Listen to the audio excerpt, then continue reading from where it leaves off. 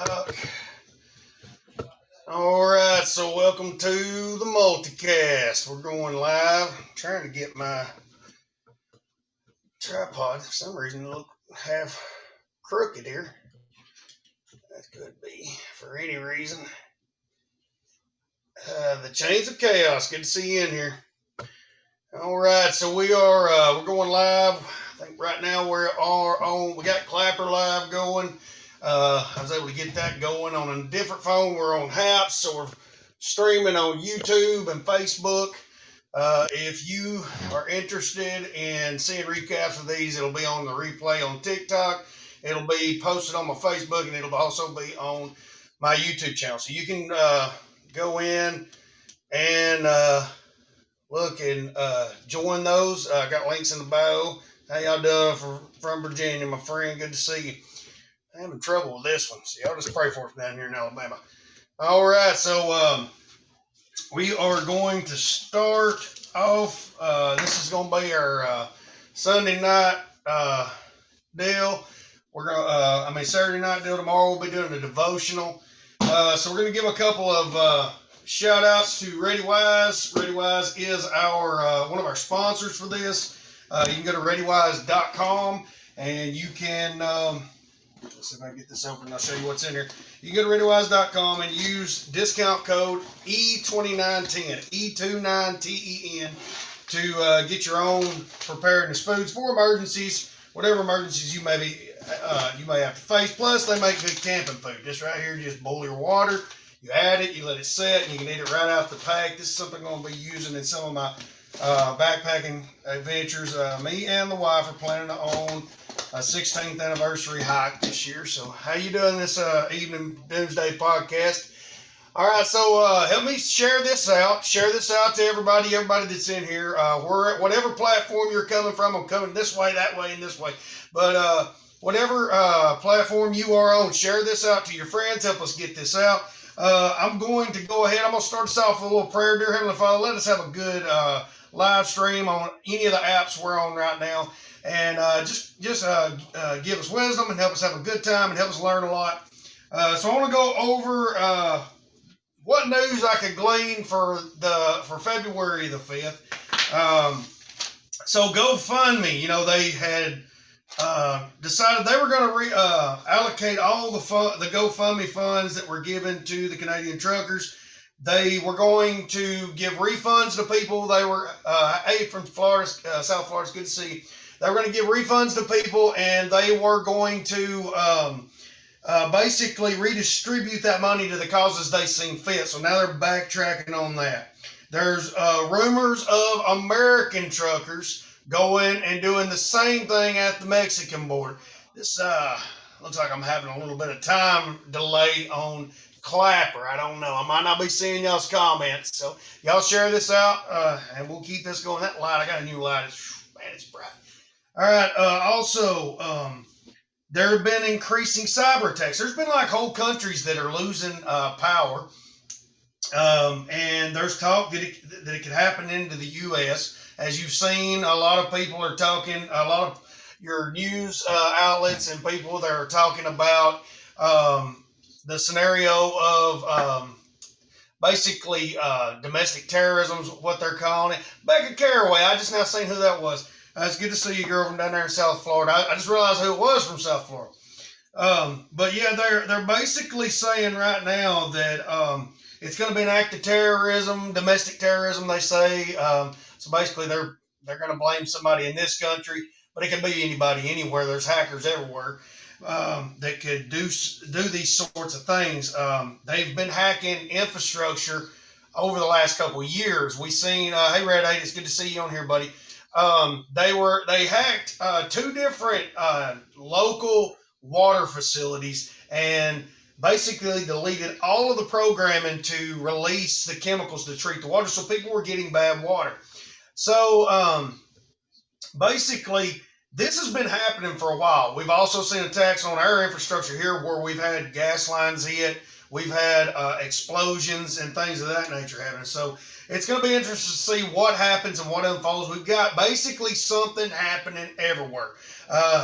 More than likely, Homeland Security's running while trying to keep it going. So everybody, if you will, go ahead and share these lives out. Let's spread this out. Let's get everybody in here that we can. Share the live to your socials. Share it to your buddies. Let's have us a party tonight.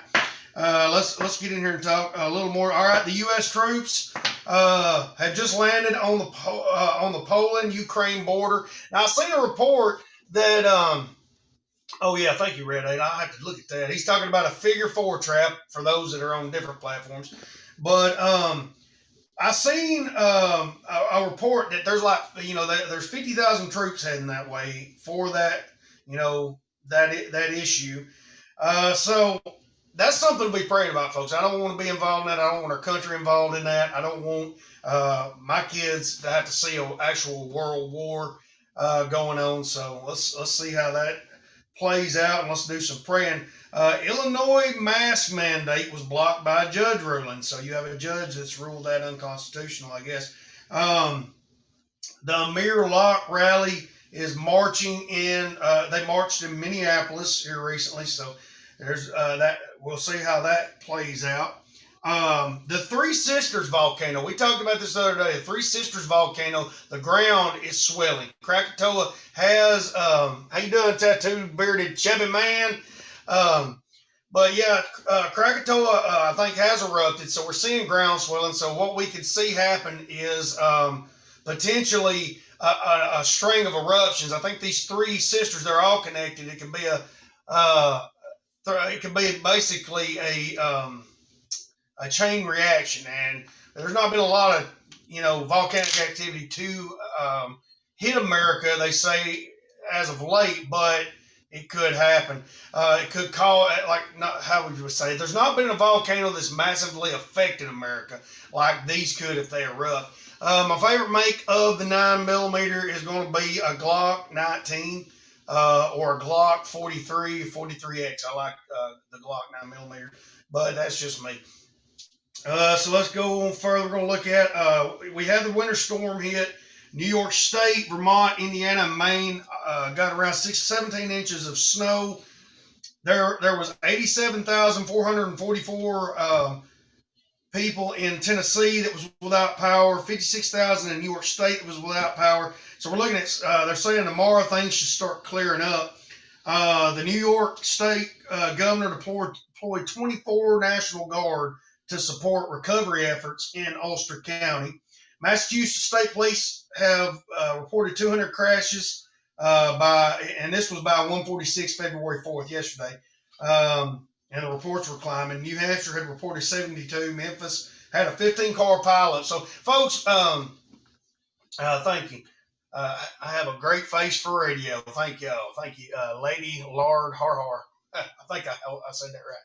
But basically, there was a 15-car pileup, and we got a lot of new drivers out there. Watch your children. Y'all be careful. Be safe on these icy roads. Maybe you're like Texas, seeing things that they hadn't never seen last year. So you probably had a lot of that happen. People not really understanding how to drive in ice. It got icy in Texas, they say. So be careful during these. There are certain techniques you can use, and I'm going to leave you to go look up the professionals on those to help you basically, I guess, mitigate your lack of control, give you a little more control in the spin. So I'm going to tell you, go check those videos out. There's probably public safety things. Kimberly Shea, it's good to see you. We got Kimberly Shea on Clapper. I think we got 24 on Clapper, 2 going through the Haps out, but that'll change as we go through as we go forward. Again, keep sharing this out. Let's get friends in here. Let's have a good time. Red 8 Actual, are you still in here? Red 8 Actual, my friend. I'm going to, let's see here. Did he respond? Red 8 Actual, if you're still in there, I'm going to ask you to be a moderator. If I can figure out how to do it. I ain't never asked anybody specifically to be a moderator. I'm going to add you as a moderator if you are on here. So if you are, and you see anybody bring up politics, if anybody you see any kind of trolling, kick them out. So now I'm not Arab or Muslim. I just don't like growing a mustache. It gets on my nerves. My wife won't kiss me if I don't have a mustache. So I just got to shave it because I love her kisses. I love her lips. Um, Going forward, there's a new highly virulent strain, HIV strain, but the scientists are saying there's no cause of alarm. So it's a highly virulent. Who we got? Positivity Girls, good to see you in here. Let's see who else we got. Birdman, good to see you in here. Chris Abels, good to see you in here, buddy. We got more and more folks coming in on different platforms, so keep sharing it out, keep getting people in there. Got my laser pointer. Got my laser pointer turned on by accident. I got so excited. All right, and on a sad note, and let's pray for these folks. Let's pray for their families. The little Moroccan boy that was trapped in the well, he passed away. And so that's a sad thing when we see a child pass. When we had the tornadoes in our area back in 2011, there were some children that died, and that was the sad thing to see. Now there were some miracles happening there, and there were some children that were saved, but it's always sad to see life end short. And so we're going to pray for those families, and we're going to pray that for that child's usefulness in the kingdom of the Lord. So Lord, just help that family, Lord, in the name of Jesus, we pray, amen. Now this is New York Times. This is New York Times. They're talking about this. Food prices are reaching a record high, and they're threatening the world's poorest people. So we're looking at a time right now. The inflation is just blowing up. Food costs are going up. I've been talking to different farmers for a while. They were predicting this. Kim at 13. Hey, that's Kimmy. I didn't know that was her. I got her now on TikTok. Yeah, she come over here on TikTok to follow me. So thank you, Kimmy. But yeah, there are a lot of prices going up when it pertains to seed, when it pertains to fuel, where it pertains to fertilizer. We are seeing across the board raise in prices on food because of that. So if you go to the grocery store and you're seeing higher prices, a lot of that's coming to shipping, getting the food there. That's coming because there is a lack of supply. So you're going to see more. A low supply is going to cause the price to go up because there's a high demand, and there is not enough of it to go around. So the retailer knows they can't restock it, and they're there to make that living. Lightfoot Farm, I'm going to make you a moderator here. Let's see here. I'm going to make you a moderator here. It won't let me click your name. Say something, and I'm gonna get you on there. But Lightfoot, I want to get you up here and get your take on some of this here in a second. I'll let you be my main guest tonight as we talk. But because you're full force in the farming business, I'm going to make you a mod. I'm not sure if my friend Red 8's still in here, so I'm going to add you as a mod. And if you see any of the political stuff brought up, like an actual troll trying to start something, boot them out. And then I'm going to pull you up as, and I may, if Red 8's still in here, I'll try and pull him up. But basically, the food prices are shooting up because everything is, everything's getting the cost more. The fuel, the fertilizer, the seed, everything that is involved in farming, the making of your food is going up. And so you're going to see increased prices at the grocery store. You're going to see empty shelves just simply because right now they're saying a lot of small farms, they're having a shortage on corn seed. So then, what are you hillbillies talking on? We're talking on different things that are going on around the world. That was on Clapper, so y'all have to bear with us. But anyways, there has been a shortage, I believe, in corn seed. So a lot of the corporate farms are getting the corn seed, so you know your prices are going to go up when the corporations are involved. Well, then the family farms, they can't afford to buy the corn seed that's there, so they're going to soybean seed, but they can't find enough of the seed because now everybody's going over there. So you're going to see chain reactions. You're going to see shortages. That's going to affect the feed industry because corn and soy go into feed for your livestock, so that's going to affect your meat prices. It's all a rolling, chaotic effect. It's a snowball effect. So what's going to happen? And this is not just happening. This is not just local to America. This is happening around the world. So everybody just keep sharing this out. Let's bring more in. Let's get some new folks in here. Whatever platform you're at. Now, if you've shared it, I understand. I'm not going to ask you, but if you're new, go ahead and share it out. Let's get some friends in here. Join the conversation. We try to have a good, respectful conversation here in the chats. Let's see what this Patriot here is saying. Patriots United saying this happened in history. The government bought up the land at penny on the dollar. It's the same thing that happened then. And that's happened all over history. Things like this happen throughout history. So we're seeing more and more things happen, more and more reasons to be prepared for emergencies. During the Depression, when that took place, a lot of people left urban areas and there were large camps. So one of the things I wanted to talk about tonight, I guess in the opening things, is staying warm. If the power goes out, or if you end up, maybe you are at some point a refugee, because we do have people living around the world that are going to be affected by different things because of the pandemic and all the things that's been happening. So things that you can look at for staying warm.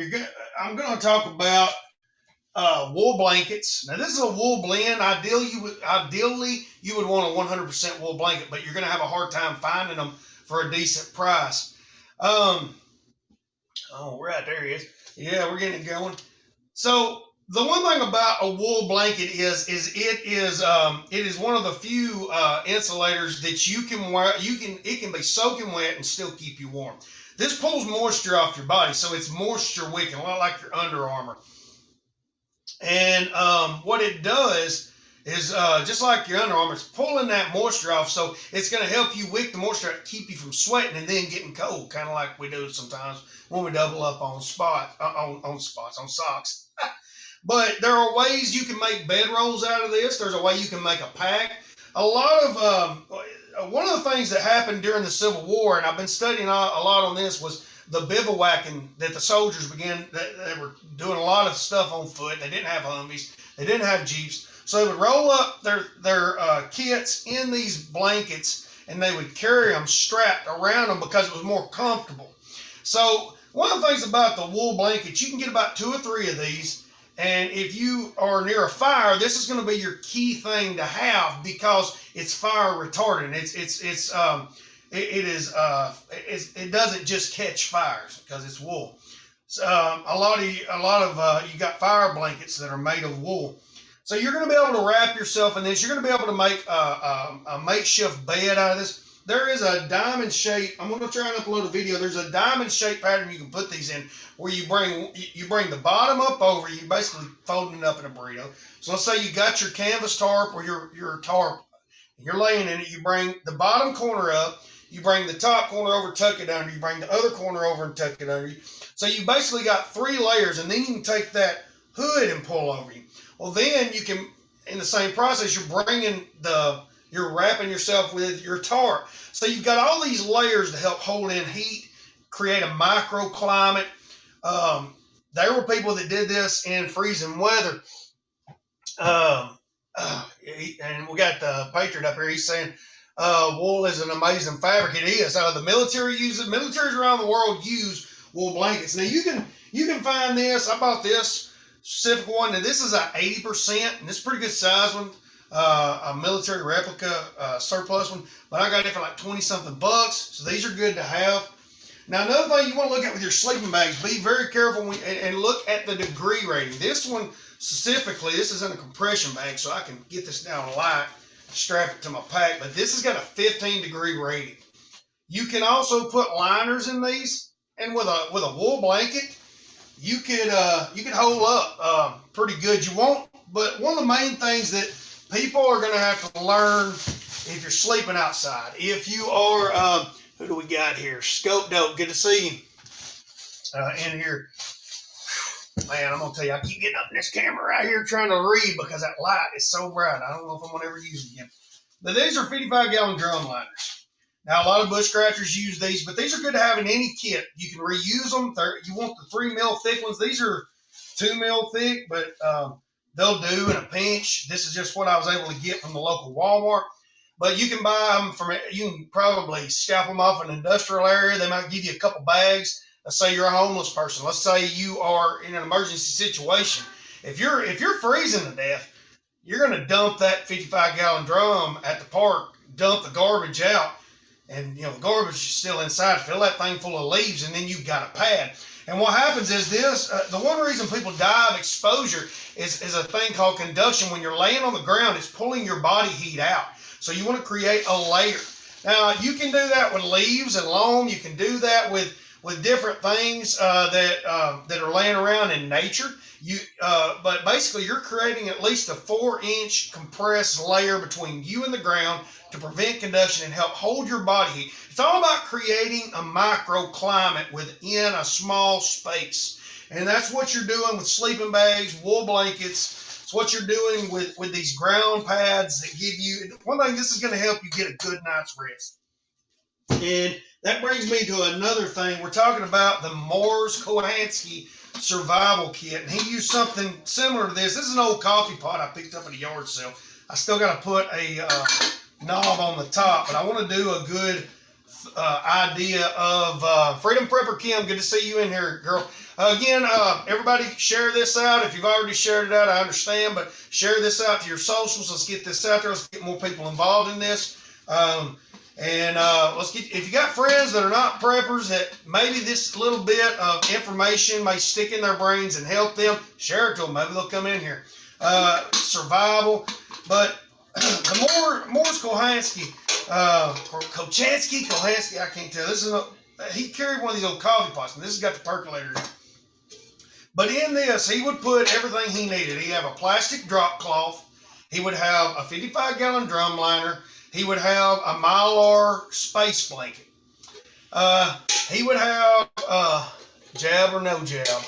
Somebody boot Rocket Rabbit out. We're not talking about that garbage. So get rid of him, unless he just shuts his mouth.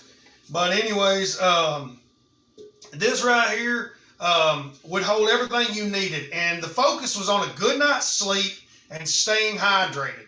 So I want you to understand, AR or AK, I like both. That is allowable. I love my guns.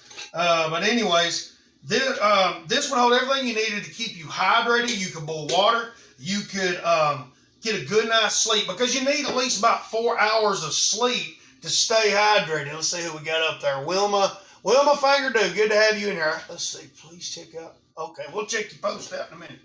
But yeah, he would have the things to make a fire, and what he would do is he'd take this plastic drop cloth, and there's videos of him testing this out.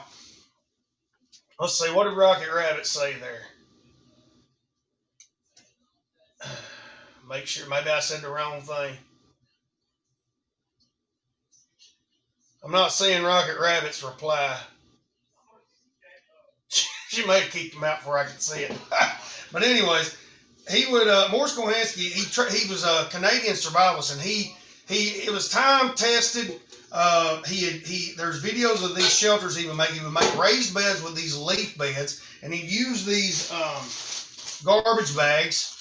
And he would create a layer of insulation. He'd put the Mylar blanket up, then he would put the drop cloth up. And what happened was you had an effect, basically like a greenhouse. He had studied igloos, and he was modeling a lot of this after what he had found out from igloos. So when you would set a fire about 3 foot away from your shelter, the heat would come through that plastic and act like the sun does when it's coming through there. And it would begin to create that microclimate. The Mylar blanket would reflect that heat and keep it circulating down around you instead of you losing as much. And it took usually a larger Mylar blanket. So if you do go to make one of these, look at his list, and he talks about a number of things to put in there. But then with this, you can boil your water, keep yourself hydrated. Even if you didn't have food, you could survive for a couple weeks. You'd be very hungry. But you would have everything you needed. You would have your ferrocerium or your lighter in here. You would have a small compass in here, a candle or a candling device. And he always suggested a candle because he would take candles and use them inside the tent when the fire went out to create some heat. Even that small little bit of candle. Now, he had a lot of good ideas, and he's somebody you want to check out a lot. And that was the one thing I wanted to bring up specifically on that note. But also duct tape. I just picked up a good sized thing of Gorilla duct tape. Yeah, the quality is a little better over here than Clapper.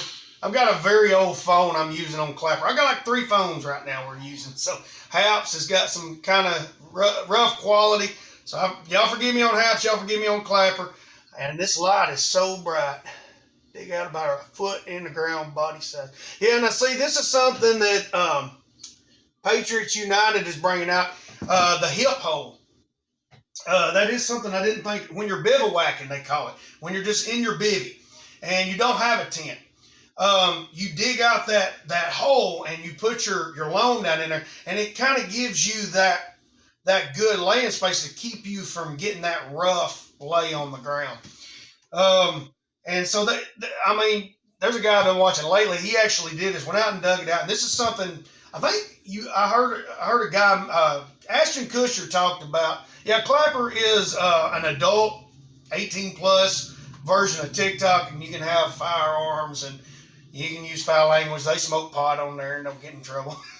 All kinds of stuff. I can have knives and stuff without even risking getting in trouble. So I post over there a lot of things like that. But I believe it was Ashton Kutcher in it was the Rangers, the Texas Rangers movie. I believe he did with Vanderbeek dude and Usher, and he talked about digging out a hip hole, and that was how he slept on the ground during the cattle drives. So duct tape, you can use it to patch these thin plastic drop cloths like you might get. That was one thing he brought up. That's why it's real important to have some duct tape with you. You can patch your Mylar and keep it from getting ripped up. One of the things that he talked about is you need to have these things.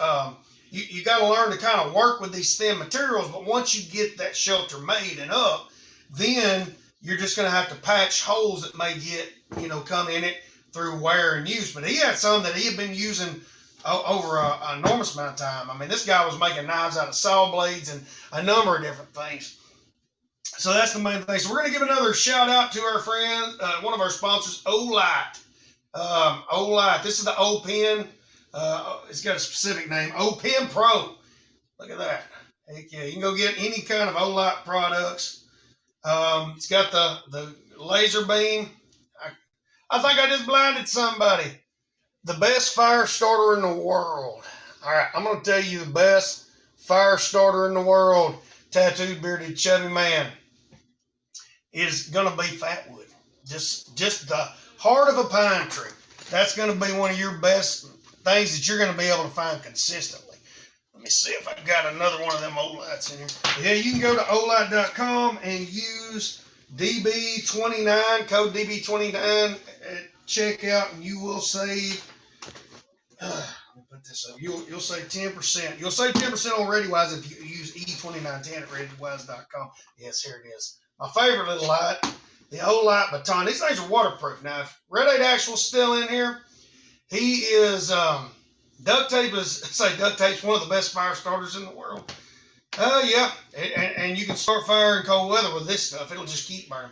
But if Red 8's in here, he has one of these. These are waterproof. You throw them in water. Let's see here. Bright setting.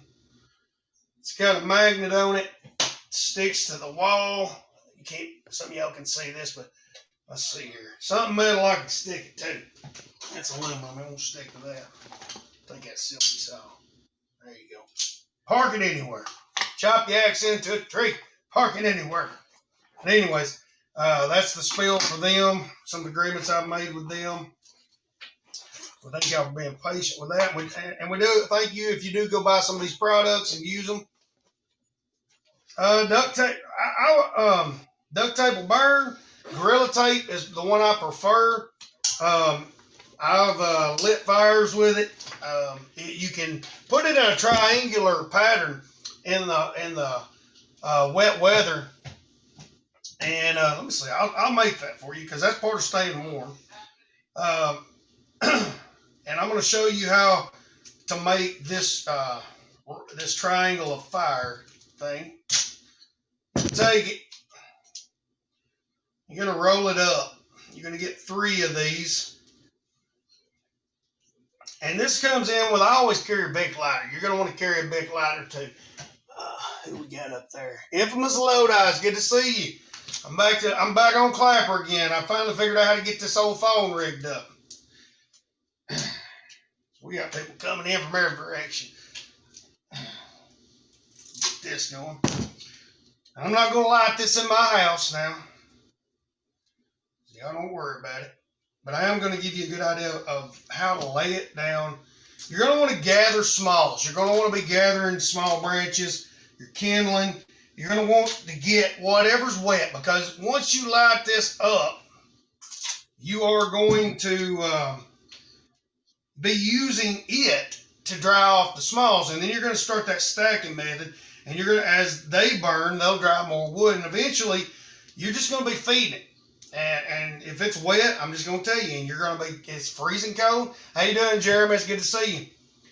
It's Raptor lighter. Yep, and I believe I got a tutorial on here or on Clapper of how to make a survival lighter with tarred bank line to keep your fuel switch from leaking, as well as having that duct tape on there to make the fire. But you're going to make a triangle like this. You're going to light each one end of each, and you're going to place them there. And as that burns, it's going to create a vortex, I guess you would say, of it's going to create a vortex of heat.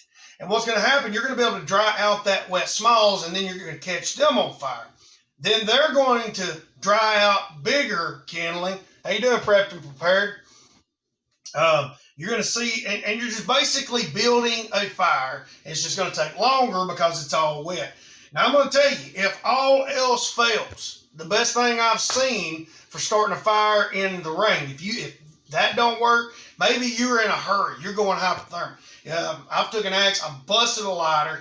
I've lit it, and it was sitting there. You could hear it burning, and I was able to get everything going while that actually dried off the kindling. So that is a technique. Maybe you got an extra lighter, and you've got that, and you're going to bust that thing. Wildfire 760. It's good to see you in here. So again, everybody, just share this out. If you're new in here, share this out. Let's get more people in here. Share it out to your socials. That's not to those that's been in here. Road flares is a good idea, Jeremy. That's good. All right, Lightfoot Farm, can you comment for me again? I'm going to bring you up. There, she's sending me likes. Maybe I can do it off that one. Well, it ain't going to let me. I'm going to get Lightfoot Farm. She has been in here every time, and I've not been able to, I've not got her up there yet as a guest. We're going to talk to her. She's got for me. Lightfoot Farm, send me a comment so I can tap your emoji, because I don't know how to pull the reel down here.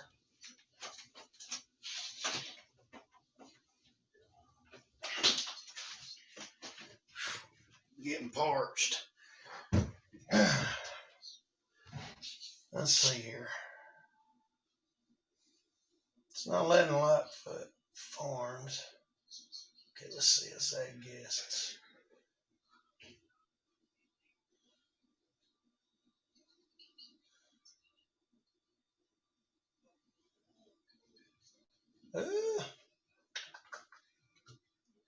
There we go.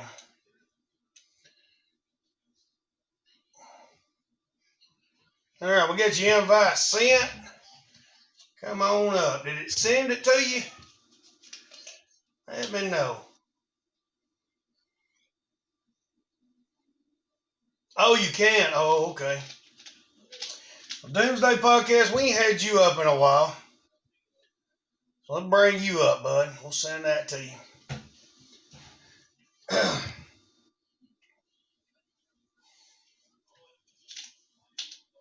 Oh, you're fine, Lightfoot Farms. We'll get you next time. I'll be trying to do devotion next time. I think he had to decline that. Oh, give you a second. All right, we're going to give him 1 second. People have been asking about this herb book right here lately. Where did I get it? I bought it at a thrift store. Hey, we'll see you prepped and prepared.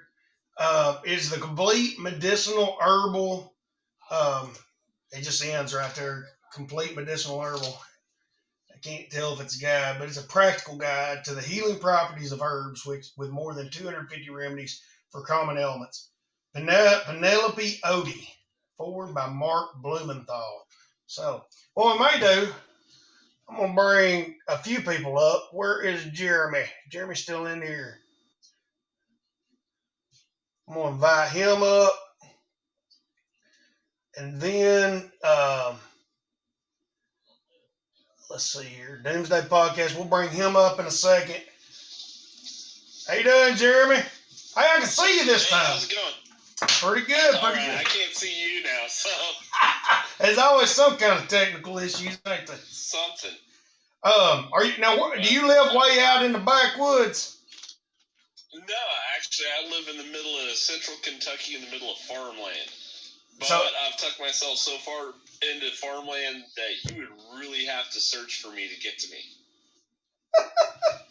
So what about your signal out there? Are you running off Starlink? What do you got? Hey, Les Ventures, how's it good to see you? I run cable internet. Okay. I run through a company called Connect, and they actually have our internet cables are actually still copper. They're still metal and run over the house. We only get about 20 gigs, but right now I am the only person that's running internet on my farm. My wife's on her trip, and I mean, our internet's so bad I had to run an internet for the house and an internet for the shop. So. Okay. Well, I noticed we've had a lot of technical glitches when we get together, but I've had it with others too.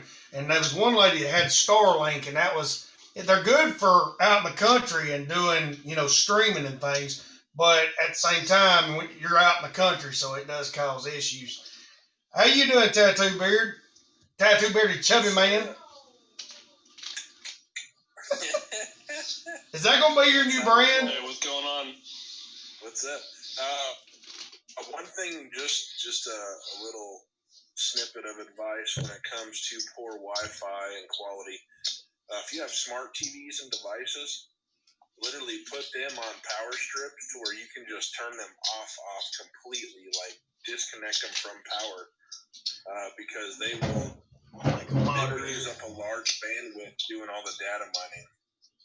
See, the only smart thing I have in my house that we have in our house is my wife's tablet, her phone, and my phone. I'm kind of a little, how do I say this? From my time in the military, I'm a little paranoid when it comes to the whole smart appliance thing, because I know some of the stuff that we were finding dudes overseas with.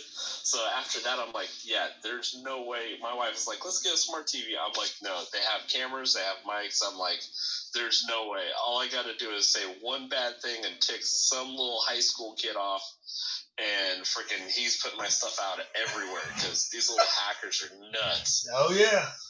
They're everywhere. Well, I mean, I say some pretty crazy stuff, and I haven't been exposed to it.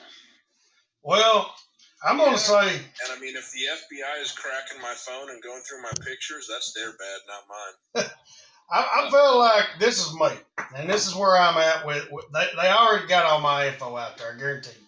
Well, I've probably already been hacked. I've got smart TVs, I got smartphones, but that I knew before I got them, they done got my info. They done got me. They got all they need. That Google car drove by here and took a picture of me. They got the satellite up there.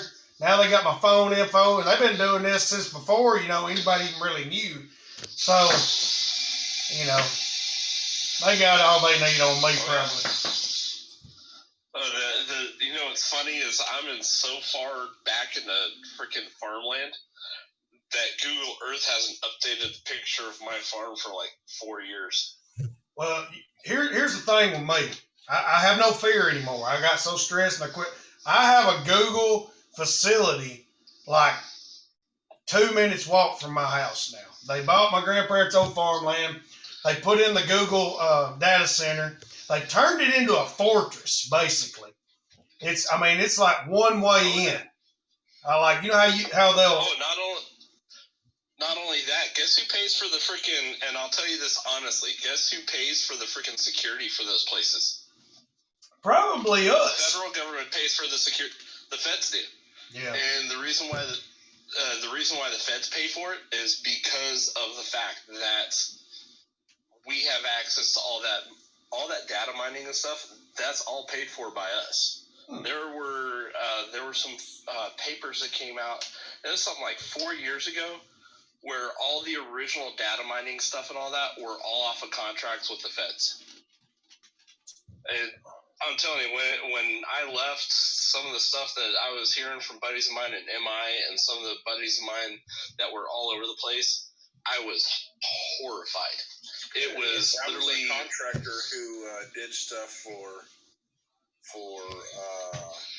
a few select companies in Colorado that I ran security details for.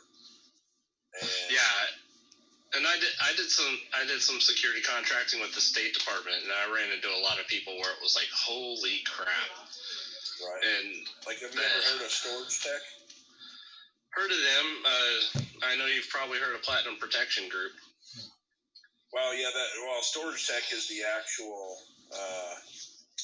basically it's just a huge offsite server that the government, the Pentagon, everyone else, that's where all their information is stored offsite. And there he is. That was one of the deals I was responsible for. So Doomsday Podcast has joined the stream. Everybody give him a warm welcome. Somebody's internet right now. What was that? Buddy, how are you? So howdy. This is the first time I've had 3 people on here with me. So we have 4 preppers on here. These are some of the more knowledgeable preppers I've met on here. So I feel comfortable having all of y'all in here. Jeremy has just, how many followers you got now, Jeremy? You just got where you can go live, haven't you? Yeah, I'm just over 1,000. I think I just hit 1,300. I stayed kind of private for like a long time, and then finally I had enough buddies of mine that were like, you really need to start talking about this stuff. You really need to start talking to people and getting some of this info out. It was just one of those things that I had this bad reputation in my unit of being the Swiss Army knife. A little bulky in your pocket, but freaking I was useful as hell. Yes, I love it. All right, Tattoo Beard, you are on what account are you on? This is the 3rd account. I don't even know, but I'm the king of bananas, bro. I'm Donkey Kong, son. He set the world TikTok record for preppers that's got kicked off and come back. He's like that wart on your elbow of TikTok that they just can't get rid of. They froze it off. They lanced it. He's the hold my beer I've guy. got a spider web tattoo on your elbow, bro. So, and then we got Doomsday Podcast. He is, he told me one time you're going to get booted because he had got booted. How many times you been booted, Doomsday Podcast? I don't know, but on my last account, I'm permanently banned from doing lives. Permanently banned. I got a 7-day ban. And just for the censors, I am drinking ginger ale for the censors. So all the censors know it's just Canada Dry. That ain't no beer. He ain't drinking alcohol on this stream. So, Codename Jester. Where did that? I like that. Is that something you came up with? Did somebody give you that? What's funny is I came up with it. We all came up with, all my hosts came up with our own nicknames, our own code names for the show. And I thought everybody was going to take us as a joke, like a tinfoil hat wearing type thing. So I figured Jester just for the aspect of the comedy, and that everybody interpreted it as Jester from Top Gun. Okay. So I'm like, okay, whatever. I'll run with it. That's fine. That would have been my guess, but that guy's very serious at his job. Yeah. Everyone knows that. Well, here's the thing. I think with prepping that I try to make it look. You do got some of us. We're just sitting there like they're watching everything. The tinfoil hat. I know I've met those people that are scared to death. They're scared of their own shadow. But I try to bring it down to that. Let's be prepared for what we know is going to happen, because there is there's the things you think might happen, but then there's a lot of crap that does happen. Like when I was a fireman, there was a lot of things they told me about. I was like, I had no clue this was happening. There was bombings that were happening. There were things that were happening that they just didn't let get out. And then you start finding out there's this whole world of disasters that's happened that they just don't let you find out about, so you don't panic. So. Oh yeah, that's one thing that I noticed with the guys in the military is they don't just watch like one news channel and that's it. They watch all news channels. They watch everyone. Hell, we used to get more accurate information during the whole first half of the war by watching BBC and Al Jazeera. Oh, yeah, no. We were like... You go ahead. Yeah, I'm not going to lie. I don't watch much news anymore. I just like to be surprised with the rest of it. Like, fuck it. Yeah. I'm kind of at this point. Let's just have fun with it and just go with it. Just wing it. I used to be a news junkie. I stayed on. I gotta know what's happening. I gotta prevent this from getting my family. And then it was like at one point, it drove me completely. Like COVID went into full swing. I'm looking around the neighborhood. We got crackheads bugging out down here. And a lot of them's family. You know, I can trust them crackheads. They love you. But then there's the ones you don't know. Oh my Lord, they're gonna come in. What are we gonna do? And then at one point, it's like God just says, "I got you. Look at this. You got chickens. You didn't know this was coming. You got eggs. You got a garden going down there. You didn't know this was coming. You got more ramen noodles than any one person in all of Jackson County because you didn't know this was coming, but you got them. I got you." And I said, "All right, Lord, I'm going to tell you." And then they give me 100 milligrams of Serralotine, and I said, "I'm going to be okay. I don't care no more." So. Is that why you talk fast? No, that's just natural. I've always done that. I get excited sometimes. I'm drinking cherry Coke. I'm all jacked up on this cherry Coke right here is what it is. I'm all jacked up on Mountain Dew. And Doritos. Right?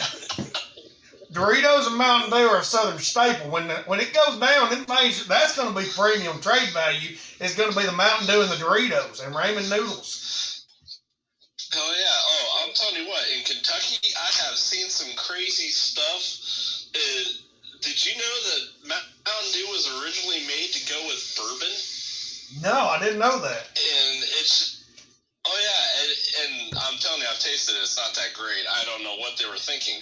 But it's one of those things that out here in Kentucky, I've seen mothers give their kids Mountain Dew in bottles. In baby bottles. Like, no kidding. That baby be squalling. I can't get that kid to go to sleep. Give it that Mountain Dew. Hook a little tube to the back of it. It's going all night. Now this is something I heard. Just give them by downhill track. This is something I heard. Mountain Dew. Disaster. If they can survive a 2-liter bottle of Mountain Dew every day, they'll outlive anything. Hey, I'm telling you, we like cockroaches down here in Appalachia. I'm gonna tell you, we got that Mountain Dew mouth going on and everything.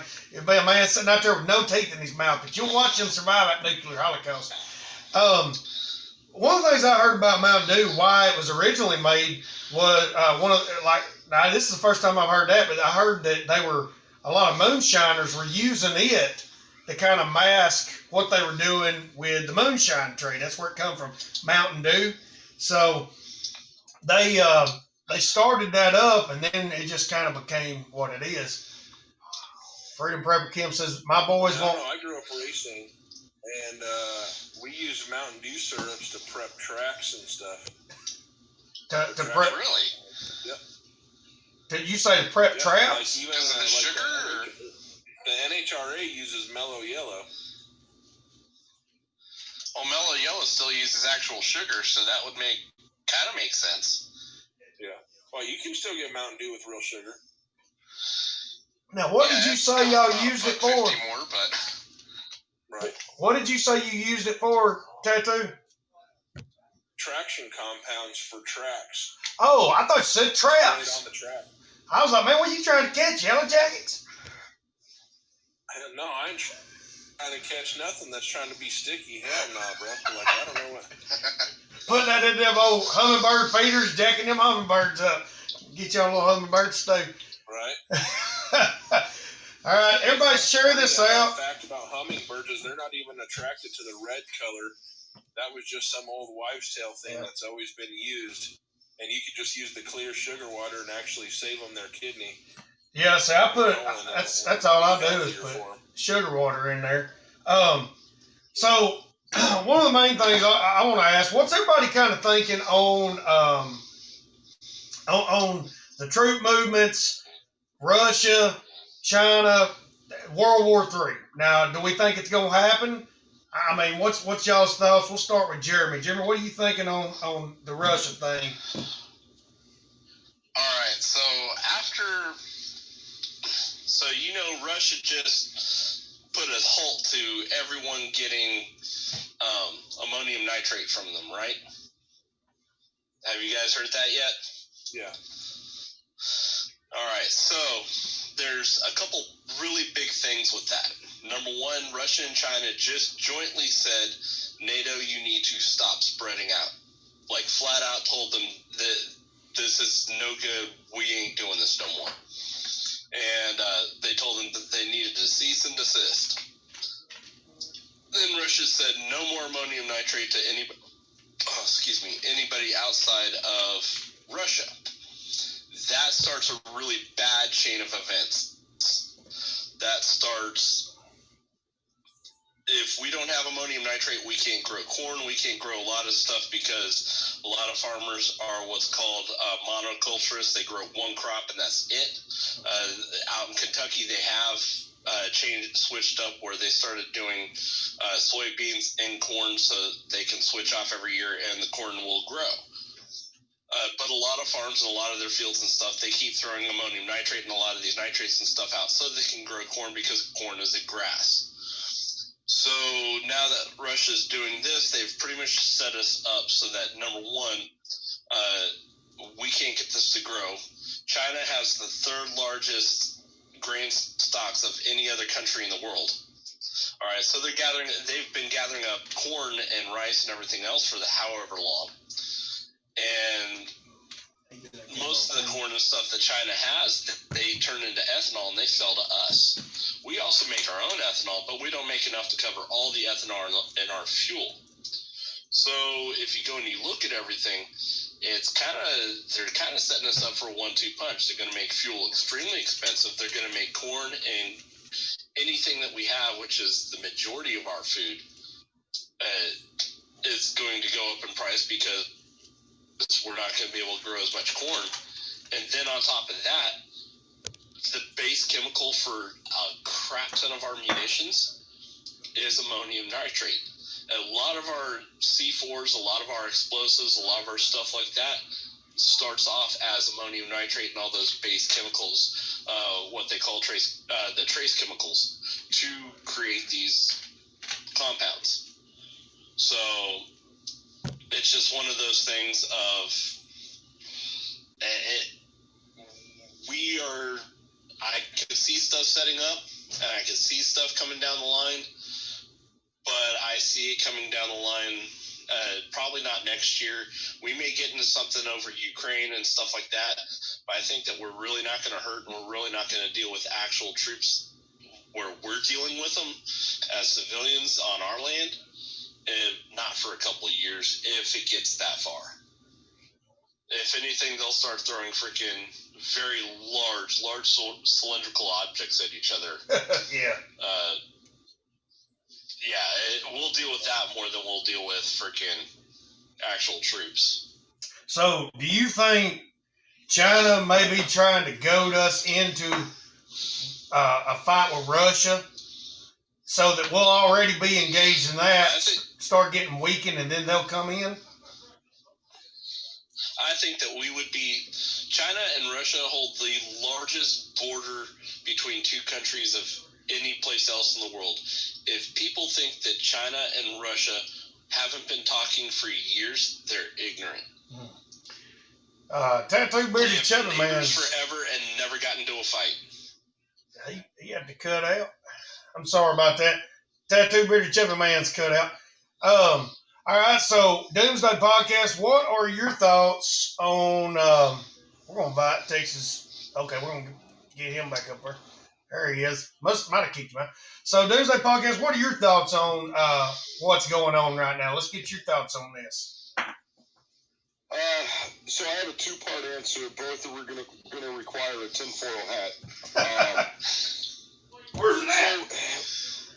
We're all seeing what's going on right now with the supply web, and we're all seeing the shortages, and we're all seeing the economy failing. You got it? There you go. Yeah. I'm doing the best I can with what I got. Get your helmet. We're doing the best we can with what we got. Oh, man. So we're all seeing a failing economy right now. We're all seeing the shortages. We're seeing the supply chain breaking down. We're witnessing this right now. It's common knowledge in this country with our citizens that when we have a wartime effort, everything goes through the roof. We have shortages on everything.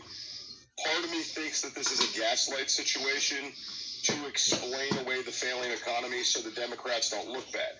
Yeah. Right? The other part of this is I think this is another catalyst that's leading into Agenda 2030. A lot of people that talk about Agenda 2030 talk about the three superpowers of the world will be the U.S., China, and Russia. And wouldn't this make it so convenient? Yeah. I mean, Russia and China is trying to, realistically, they want to create the same dependency that our government has created on our own citizens. You got a lampshade on your head. Flexing game here. Hey, bro, I don't have a tinfoil hat, but I sure as heck got a... I just noticed what that was. I'm sorry for interrupting I you. can't see any of it, but it sounds hilarious. but they literally want to create that dependency no different than our government, and they learned it from us. Yeah. You know, we started all this. The neocons, they started it all. I mean, this is not a racial, cultural, this is not a China hat. This is just a lampshade. I'm not trying to be racist or anything like that. No, we don't expect that. Mini Haven Homestead, get in here. It just got me for a second. I was like, what does he got on his head? I thought it was a hoodie. I'm trying to boost our ratings here, bro. I'm wearing a damn lampshade on my head. Hey, I'm It wearing. works for Luke. Why doesn't it work for me? Oh Lord. We'll get a toga. I mean, Let's get this on. Put our hats on. We need our thinking hats. We gotta get these here tinfoil hats. My wife's getting them. She's like, y'all like you're being loud. Oh yeah. He's a kid asleep, boys. But he won't wake up. I'm telling you, he's been there the whole time, Jess. I'm telling you, he won't wake up. It's almost a good look on me. I'm not gonna lie. It actually kind of works. Oh Lord, people are gonna come in just for this lampshade, and they're gonna be like, what's going on with these guys? where do we They're all coming in. Get you some Ready Wise. Get your own tinfoil hat. Ready Wise bags can be used as tinfoil hats. They are made of my art.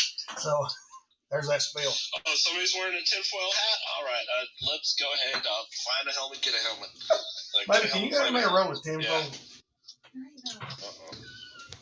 She's mad at me. But that dependency thing, people don't take that seriously, and they're conditioning us for it. Mm-hmm. They have been for the last 40 years, right? Now they're just drastically ramping it up. Obviously, the biggest tool in that is complacency. That's the biggest tool with that. If they can make everyone comfortable with it and make it to where they're happy where they're at. Well, that's why I also think, so I'm in Texas here, right? And they shut down Texas for a little dusting. You know what I mean? And I'm like, man, what the heck is this? But they're conditioning, and they're like, Kentucky, you live in Kentucky, right, Jeremy? Yep. So they declared a state of emergency before weather even showed up. Yeah, but a lot of that had to do with after the tornadoes and stuff like that. Like, I have buddies of mine that live and work out in Mayfield, and, like, all those people and all those towns that were hit, there's so many people right now that don't even have homes.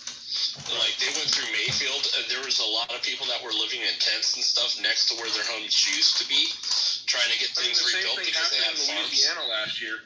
But the fact is that's still under the original state of emergency, right? So that is a whole different issue. But I feel like the state officials and the news and stuff like that is trying to really get everyone to accept that this is the new normal for now you can't even see Mylar Tony over here. Is that your name now? I gotta get it made. I ain't got no tinfoil, so I was like, Mylar will work. Trying to make everything seem way worse than it really is, and that's to keep that fear going, to keep the whole "we're here to save you guys, just trust us" factor. It ain't gonna work. I think that's too small for you. I got too big a head. It's the go ahead and trust us, but also too, a lot of that has to do with you have the demagogues that have been pushing all this crap on us and towards this have also I don't know how much actual government finances you've ever dealt with, but they have it to where if you don't spend the money that you have or that you've been allotted the year before, you lose the money that you didn't spend the next year. Mm-hmm. And so if they keep asking for, hey, we had an emergency here, we had an emergency there, they're hoping for more federal funds. And our governor is horrible about that. He was a bureaucrat before he was governor. The only reason he freaking got in was because the governor before him ticked so many people off, and this guy was promising the world to the teachers union. Mm-hmm. And that was it. That's the only reason he won. And like people with FEMA, I don't know if anyone's ever had to deal with FEMA here. Oh, I hate FEMA. I've dealt with them a couple times. Big floods of Colorado, right? And it was pretty gnarly. It was, you know what I mean? Like, we've never seen no flood or nothing around there ever like that. Yeah, there was a flood on the mountain. Shit. Yeah, but the second you use FEMA, you're done for life. You can't use FEMA. Oh, yeah. And they don't tell you that. Right now? They won't tell you that. They kept showing up to our farm, and I was like, get the hell out of here. We don't even want you on here. We don't want nothing to do with you guys on this. Because you want us to take a $50,000 check because we're a damsel in distress so that the government is now free and clear from ever helping you again when it comes to disasters and stuff like that. And people don't know that. So, I don't know, like, lately I've been looking at job searches. I've been wanting to try and find something that would, I don't know, just allow me to work from home. But, so I put my applications in with a certain site in case I found a job like that I wanted to do from home. And so what happened was I get tons of notifications for FEMA. Like, I mean, they're still coming in. FEMA jobs. FEMA wants you now. We've looked at I'm thinking about taking the job, boys, because I'll be right there when it all hits the fan. I'll have supplies. I'll have a base. I'll probably have ammo. Y'all come on down. We'll all get our FEMA helmets on. We'll just help folks. But then you have all those little fringe people up your butt too. Oh Lord! Right. You don't want to become a friendly blue hat. No. Put a lampshade on your damn head before you ever put a blue hat on. Becca Caraway said FEMA from home. Yeah, I'm gonna be sitting. I'll come up on your phone. Do you need help today? What's your emergency? I will tell you that there are some at-home jobs. If you're kind of looking at that, go over to the Tesla site, and you can fool around. There's videos and stuff on YouTube, and there's a couple on TikTok that have talked about it, where you can get on the Tesla site and you can fool around with it, and they have really good paying jobs from home, where pretty much all you're doing is customer service. I'm going to have to check that out because I like everything I've heard about Elon Musk. I'm all about that new space race he's got going. Becca Caraway. Oh, he's freaking cool. I like him. Space race to get all the rich people out of here? If he would just make them one-way tickets and, like, not tell anybody, just like, hey, yeah, you want to go up there? Kim Kardashian off to the moon. Make them a settlement. Hey, y'all think they're sending them all out there to Guantanamo? He's building a prison on the moon. That's what's really going on. I like what he's doing with that dig thing. Have y'all seen where he's taking the dirt from the dig project where he's making the tunnels and he's making blocks like basically adult Lego blocks that you can build houses out of, and they're like supposed to be. It's like every little problem he sees, he figures something out to help people, and there's just not been nobody like that in a while. I hope it ain't a Trojan horse. I don't think he's a Trojan horse, but I definitely. I mean, he's way too. I hate to say it, right-leaning for that. Mm-hmm. I think he's the best person that I can compare him to was if you've ever read Atlas Shrugged. Was what's his name that ran the steel company? Where he was actually just trying to make things better for everybody. I've heard about that. At the same time. Yeah. Well, in the beginning, when we started seeing America's industrialization grow, when it came to like JCPenney, all those dudes that kind of build up these different industries, they actually gave back to the communities. They built things for America because that's what helped them. You don't see that now. It's like take. Let's take it all to China. Now China's just, it's like I don't think China really wants us to go down because they're making so much off of us. They just want us to die off slowly and ease their way in here, and they won't even have to fight a war. They just wait till us. Well, that's why I'm saying they want the dependency on everything, right? Like yep. That's the key is making everyone dependent on them, and they are. They literally we've been funding it from day one. Yeah, I mean, literally, that's where our tax dollars going. I mean, we're funding the world right now. If we don't realize this is like a modern day empire, they just throw the name democracy on it. People went crazy, and now China's is like, we're going to run the empire, and we're going to see a global order arise. They're going to be the foot soldiers of the UN, and then they're pretty well going to take over the UN, and they're going to be calling the shots. Yeah. I mean, why are you trying to change jobs right now? This right here is that's what I like to do, I guess. Just to look at it. I can't just leave my job, so I want to replace my income with something that allow me to be closer to home. I can focus more on dealing with the animals. Helping with the kids when because heck, they've been out 3 or 4 times with e-learning because some kid in front of them had COVID. And so, there's going to be a lot of things. And this takes a tremendous amount of work because, like right now, we're going on 6 different platforms. There's 6 different platforms that you probably got about, what's on Clapper? There's about 30-something on Clapper. There's 6 or 7 on Facebook. Then there's the 12 on here. So we're going all over right now. And then there's going to be people I thought it was just this 12. I would have got dressed if I knew there was more. Hey, you just sit there with that lampshade on and draw in more attention. But it's becoming something. I love that lampshade. That lampshade's beautiful. It is. It's a good one. What big? Where a lot of people talk about building networks and let's do this, let's do that. I'm just not sit there and throw that out there. I'm just slowly doing whatever. When something comes on my heart, I go do it. Like I made the website. I've got the I've got the website. I've got the blog going. I've got sponsors coming in now. I've got sponsors I'm talking to. I'm working with growth companies on Instagram because it's like almost literally impossible to grow. So working from home will allow me to focus more on trying to help folks, possibly organizing groups of people to get information out there because we live in an age where there's so many smart people on paper, but they literally do not even know the basics of living anymore. And people want to berate them for not knowing, but yet they don't want to teach them anything. And I deal with it all the time. We talked about that a number of times. I think all of us have talked about that at one time or another on a live stream.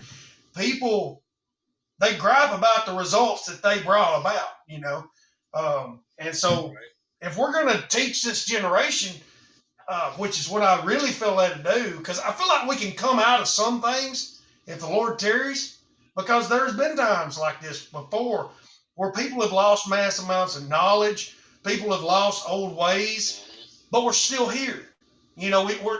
People had to relearn half the books that like Kephart and even further on Kachonsky. The books, it's like all these guys are reading the books of the guys who revived old ways because people got used to things being convenient, and then it wasn't, and they had to learn. And so that's the main thing. Well, that goes back, and I mean, and it's happened a lot. I mean, there's a reason why we don't know how the pyramids were built. There's a reason why there was a Dark Ages and then a Renaissance. There's always that circular pattern of things get a little bit easy for us, and then we forget things. Then we have to relearn it once things get hard. Well, you had the libraries. You had the libraries at Alexandria got burned when Rome fell apart. I think it was me and you were talking about that, and then I think I talked with Tattoo Bearded Chubby Man too. You know, these things have happened before, and there's always those that carry on. You know, that scripture that talks about, you know, the Lord always leaving himself a remnant, I think that's universal, not just for the church. It's for information all around. And so we carry it on. There's always somebody going to be there to carry it on forward. And then as we go forward, we're going to, you know, help others learn. Then it'll resurge. It's kind of like, we're like arcs. We're all like Noah. We're filling our ark full of information to carry on forward. Doomsday Podcast. What is your main focus right now with what you're doing? Well, I'll tell you what. Prepping for me and my friends became a very unhealthy obsession, to the point where we just sat around for hours on end talking about different techniques and different things you could do. Mm-hmm. So we figured, why not do a podcast to kind of spread this knowledge and maybe help someone survive? Yeah. Even if it's one person, it's worth it, right? Yeah, I mean, exactly. So hey, now I can see y'all. It finally happened. Somebody push the right button. So you kind of a bunch of music in the background for some reason. Huh? I don't hear no music. So, Doomsday Podcast, Jester, you kind of got some. They're watching Jeremy. Nick's name, Jeremy, yay. So Doomsday, you got probably a similar passion, and that's kind of one of the things that seems to get me is I meet so many people with similar passions.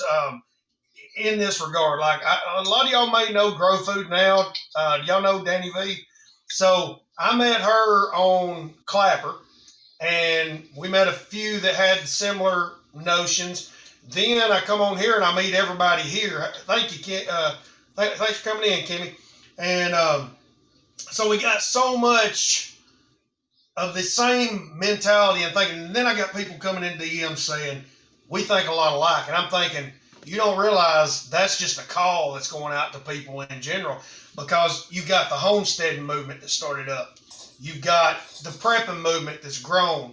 You've got you've got bushcraft. Like you see what Canterbury done. You see what Flowers done. They brought that just booming. And when technology came along, we wasn't just depending on Survivor Man. You know, we got it all over the internet, and it's just like that's what my kids are watching. I didn't even tell them to. They just watch it. You know, Dennis, the tiny house movement is becoming part of this too. I know a lot of preppers that are going the tiny house route so they could effectively bug out if they need to. And they're running these things off solar and composting toilets and all kinds of good stuff. So they're right in with it too. Yeah. Have you seen the military vehicles people are turning into bug out tiny houses? Like, I'm intrigued. I want one so bad. I have got a video. I don't know if it's on here. Back in the back of our property as a cabin. For real. See, I've got a video on here. We were coming through town, and there was a guy in I think a what is it, a deuce and a half they call it, and he's got generator. He's got the whole thing set up. I'm like, Jessica, that's a bug out vehicle, and she's like, what are you talking about? And I said, it's a bug out tiny house. Yeah.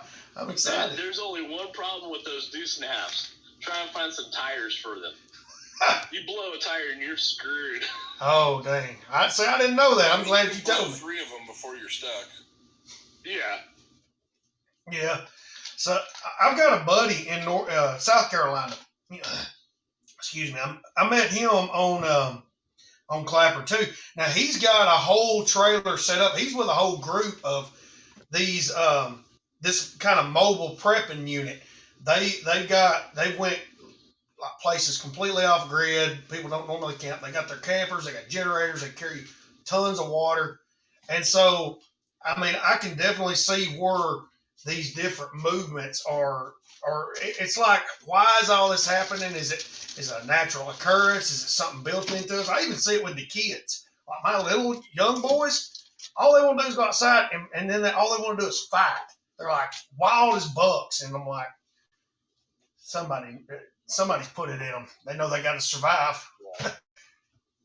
But so well, there's an ingrained freaking sixth sense in pretty much everyone. If it hasn't been completely medicated out, or if it hasn't been completely pacified out, so yeah.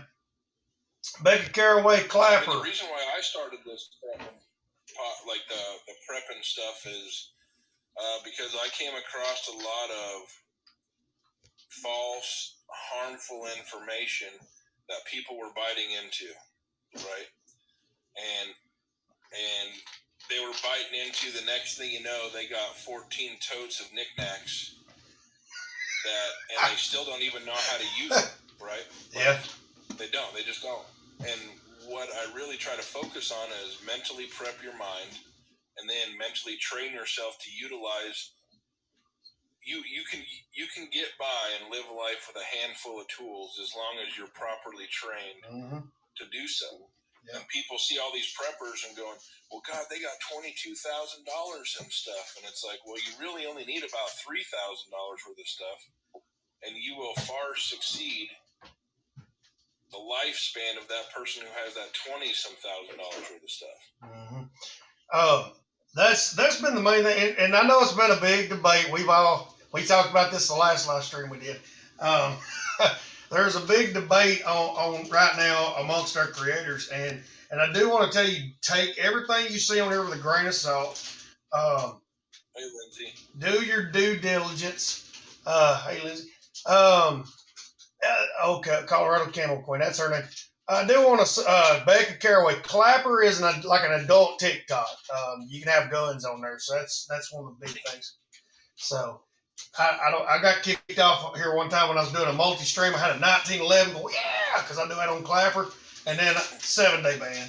But it's gotten so bad on here that my normal chair that I usually sit on to talk to people and get on my lives and stuff, I had to take my rifles off of my freaking rifle rack behind me.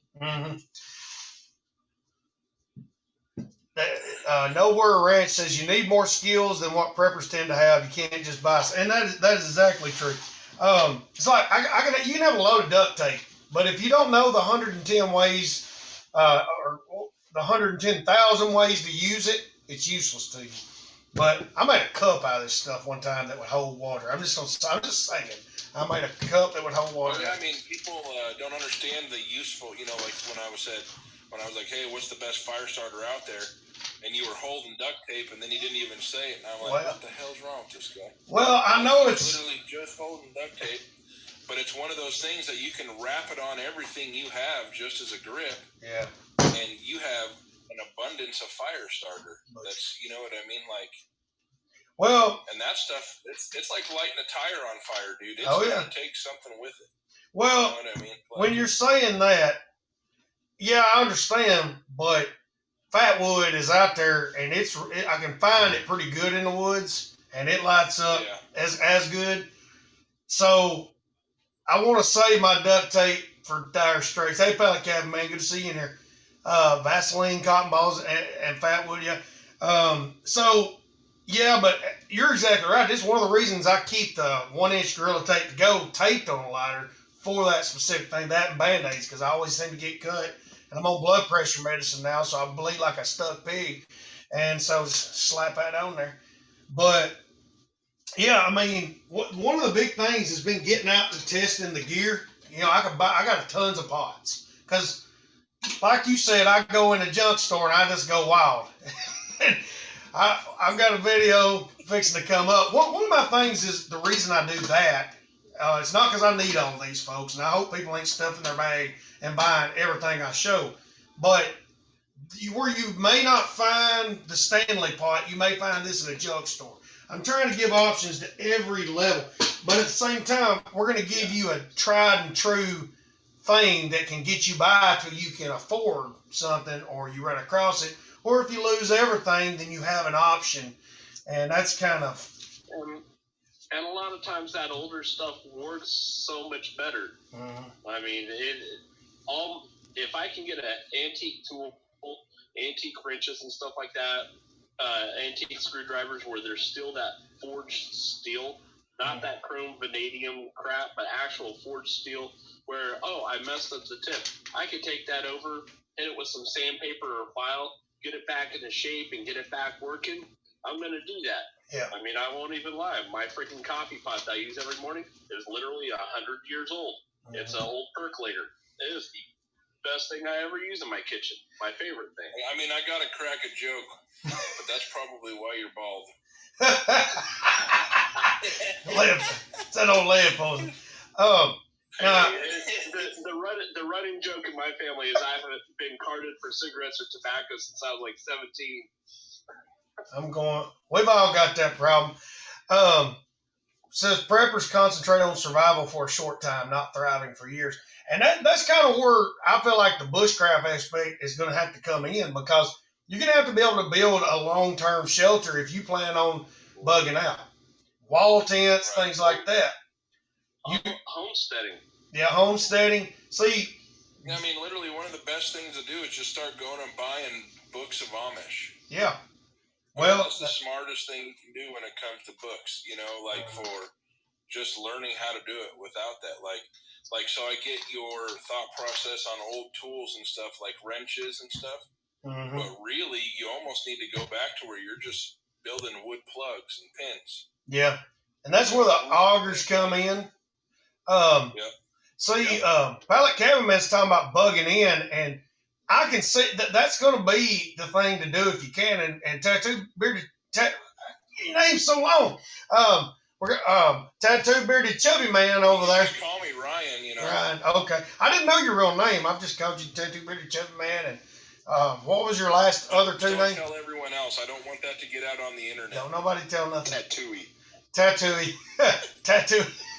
So, my mind went blank. We got to laughing. I forgot.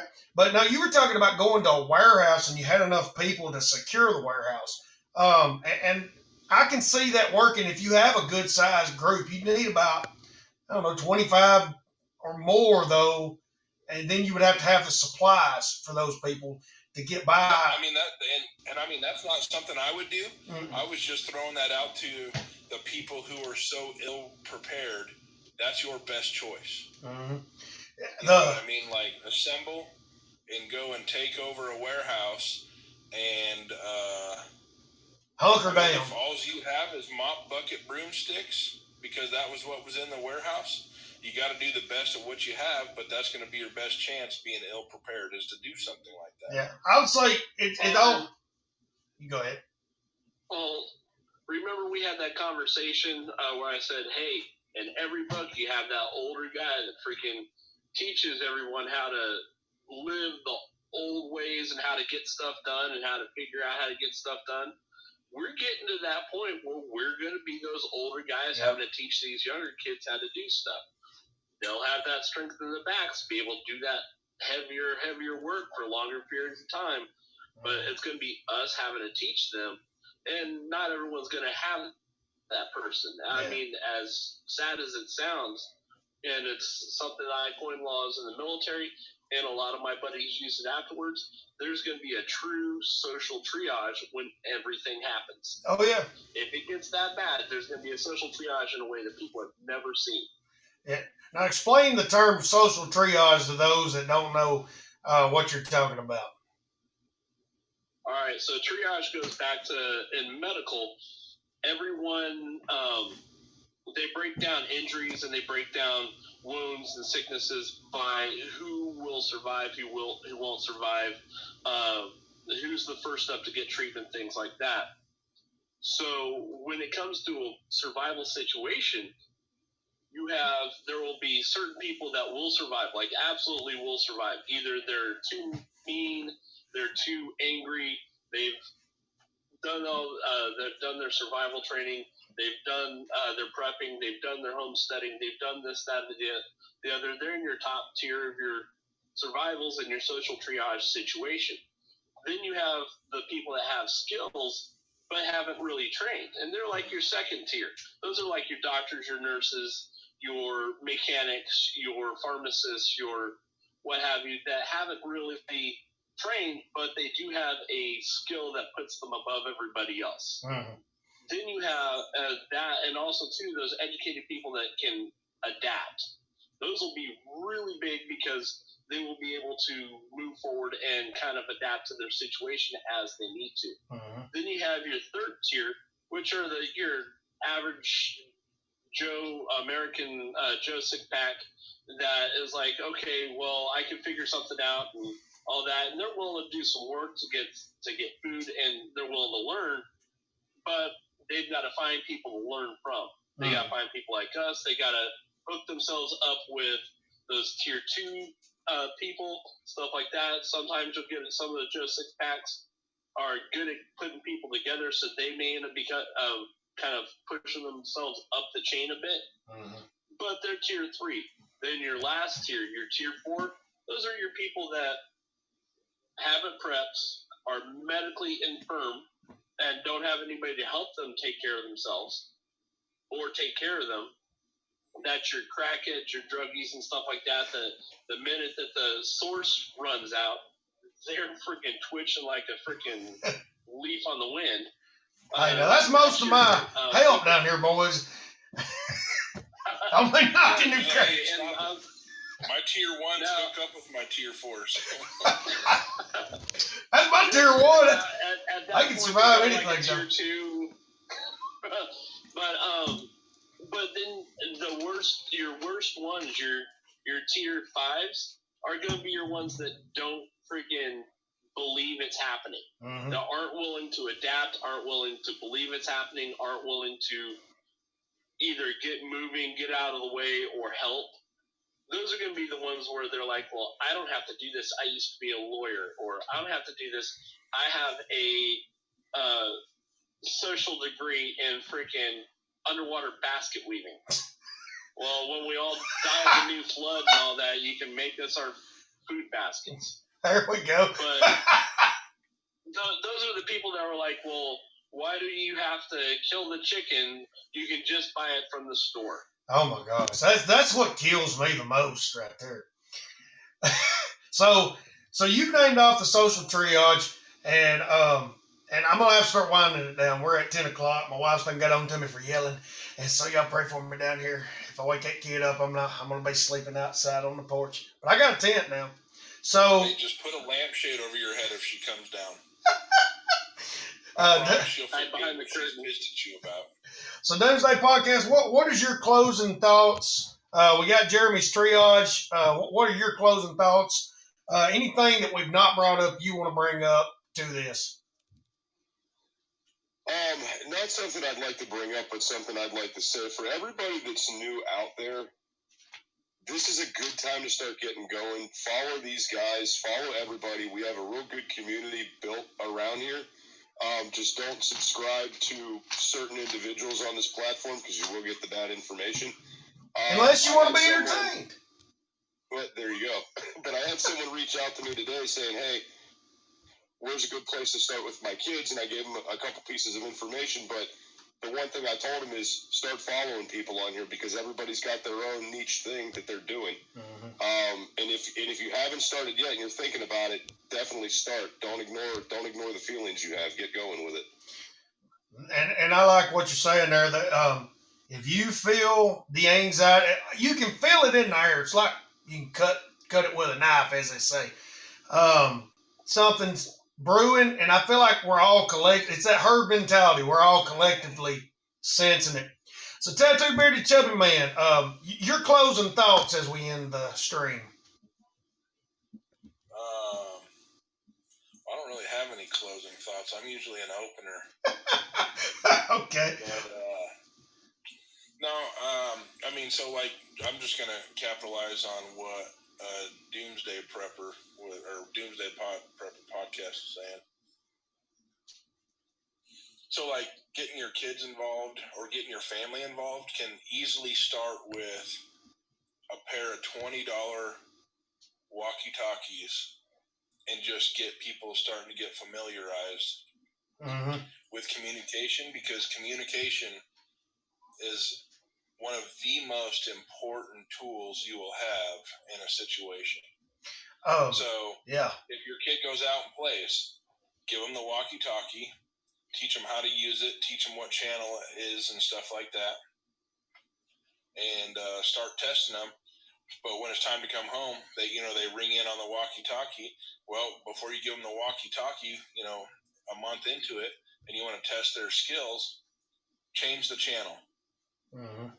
And see if they notice. And when they go to say it, and they're like, oh, what's wrong with it? Oh, it's not working, or this or that.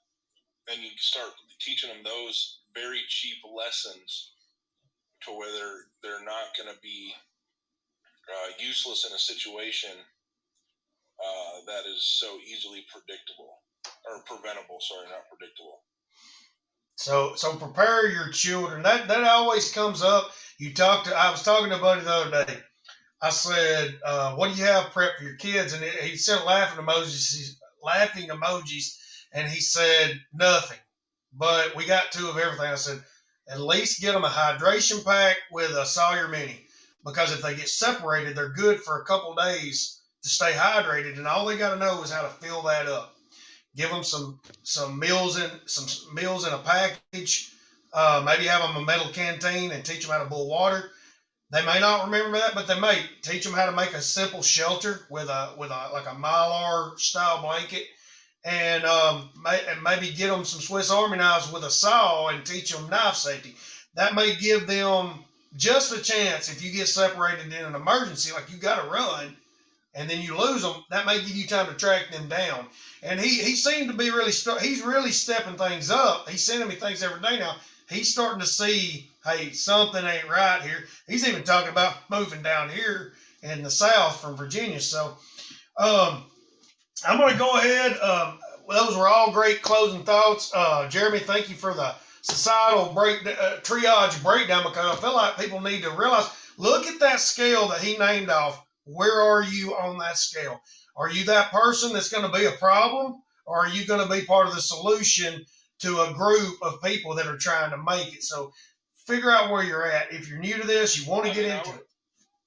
I would like to ask one question to everybody, if they can all hear me. Like, so in all the chats, to help us out and kind of guide us into how, help us help you, I really think when we get on these, we need to just start saying, hey, everyone in the chat, like, we'll practice it right now. On a scale of 1 to 5, where are you at on prepping knowledge and just in general, where are you at on this spectrum, right? Like, just to figure it out. Maybe we need to make that a hashtag. What did you say? Maybe we need to make that a hashtag, the survival scale. Where are you at? Uh-oh. He got kicked off, or what happened there? What? Who got You're kicked still off? here. Is he still in there? Tattoo Bearded Chubby Man, are you there? Yeah, I'm here. Oh, your picture went off. They're trying to censor us. Shadow Man. Yeah. But yeah, they're trying to be. Well, wait, hold on here, guys. Everyone's jumping the gun, right? Yeah. Everyone jumping the gun here, because nobody even knows. I mean, what if 1's the low one and 5's the best one? We didn't even give it a. So. One would be your top tier. 5's your bottom tier. Is how I've always stacked it, and that's how I always rated when I talk to my guys and my squads. Whenever I talk to anybody in my platoons and stuff, that's how I rate it. I rate it like your tier operators, your tier 1 through tier 3 operators, or you go from your tier 1 to tier 5 prepper. So I do get that.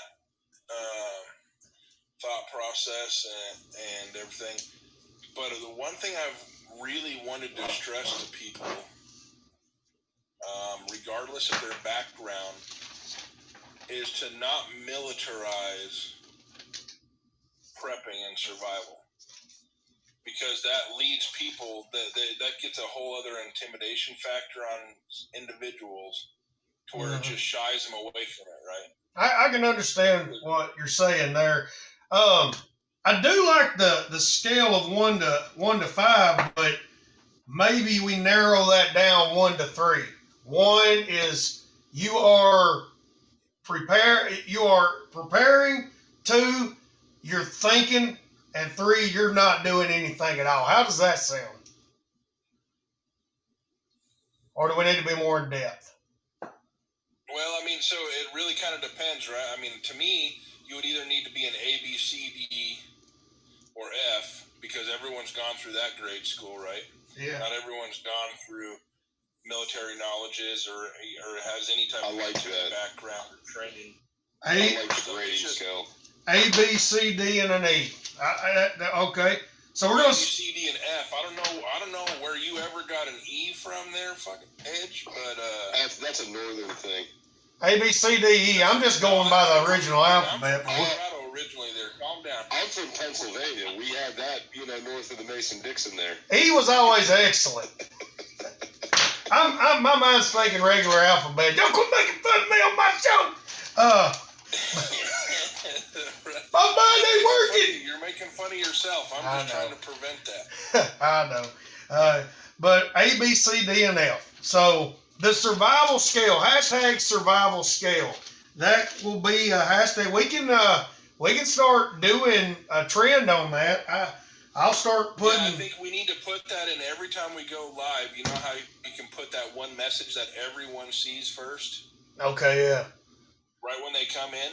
So then even when we're an hour into it or 40 minutes or 20 minutes into it, you'll see a number pop in that says 1, or I should say A or an F or whatever, so that we know how to gauge our own audience, because you could bore people to death because you're sitting here talking about how to dig a hole with a pot when you have nothing but pluses and A's. No, I'm not making fun of you. They're going to be like, dude, I know how to dig, right? Or whatever, right? Like they're just. I know what their interest is all I'm saying. I know what you mean. Yeah. I'm just trying to get us all to communicate on a level to where we know how to address individuals. Because I don't know how your guys' lives were before I got bananaed for like the 9th time or whatever it was. I would do my podcast stuff and everything and the lives on TikTok. And then I would get bombarded with messages because I couldn't address because I didn't want to say anything because I don't really know what I'm doing. Mm-hmm. And I'm a student in Michigan and like a college student, and they just didn't want to come forward, or we were talking so far out of their realm that they were uncomfortable about it, right? Yeah. So I feel like we just need this grading factor for them to grade themselves and be honest with themselves for one.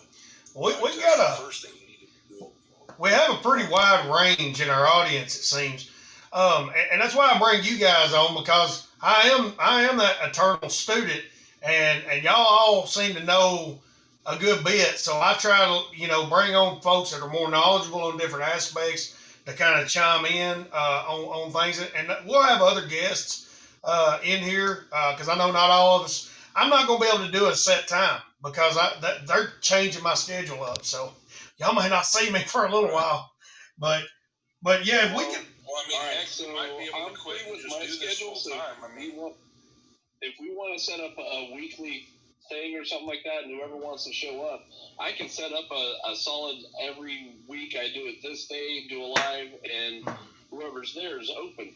I've got plenty of time to do that. We can kind of do it on the fly like we're doing on my part, because they just will not give me a set schedule. But we can all kind of just keep working together. If you see me on, we'll get you in here, and I have to just kind of hang loose.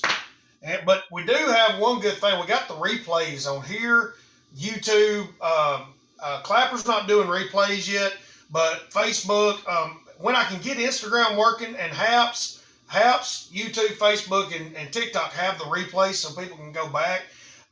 You can share these to your Facebook, or you can go join me on Facebook and share it to your Facebook or your Instagram, and we know that people can kind of recap, and that'll help your guys' followings and mine as well. We'll all kind of join together. It can kind of help our message to get out, because TikTok can ban you. Just talking to Tattoo Bearded Chubby Man, I mean, that's his third name on here, or fourth, maybe fifth. We don't even know. They could ban you at any minute. So we got to spread it out. Like my original one was Prepper Nation, right? Oh yeah, that's didn't even.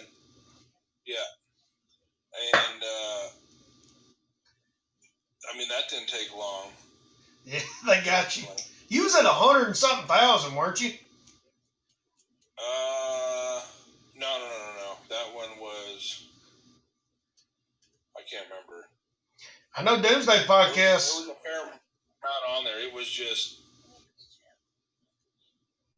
I don't know. I can't remember. Doomsday Podcast was up there around 100 on the first one. With this one, right? So I'm totally shadowed on this one. I think they just got tired of it. And they're like, we're just going to IP address this fool.